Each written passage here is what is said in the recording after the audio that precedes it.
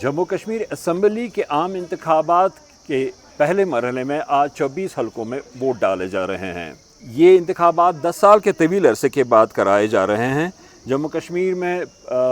आखिरी इंतखाबात 2014 में मुनक़द किए गए थे और उसके बाद 2018 में यहाँ की जो मखलूफ हुकूमत थी पीपल्स डेमोक्रेटिक पार्टी और भारतीय जनता पार्टी की, वो गिर गई थी और उसके साथ ही यहाँ के जो गवर्नर हैं उन्होंने असम्बली को तहलील कर दिया था। अब 10 साल के तवील अरसे के बाद इंतखाबात हो रहे हैं और ये इंतखाबात 5 अगस्त 2019 को भारतीय हुकूमत की तरफ से जम्मू कश्मीर की नीम आइनी खुद मुख्तारी ख़त्म करने के बाद भी पहले इंतखाबात हैं।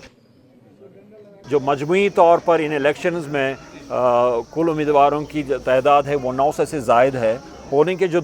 दो और मराहल हैं, दूसरा मरहला 25 सितंबर को मुनक़द होगा और तीसरा और आखिरी मरहला 1 अक्टूबर को मुनक़द होगा और 8 अक्टूबर को वोटों की गिनती होगी। अगर हम आज वोट कर रहे हैं, हम वोट कर रहे हैं फॉर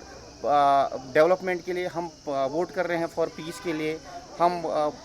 वोट कर रहे हैं कि पुलवामा डिस्ट्रिक्ट के लिए है कि जो पिछले हम 20 साल या 30 साल की बात करेंगे हमेशा पसमानदा रहे हर चीज़ में।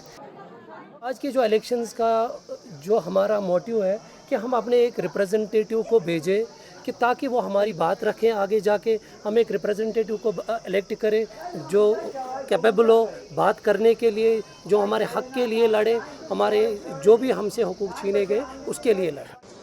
ये जो आज इंतखाब वोटिंग हो रही है ये 24 इंतखाबी हलकों में हो रहे हैं, जिनमें से 16 कश्मीर वैली में और 8 जम्मू रीजन में वाक़ हैं। इस पोलिंग के लिए सिक्योरिटी के गैर मामूली इंतज़ामात किए गए हैं।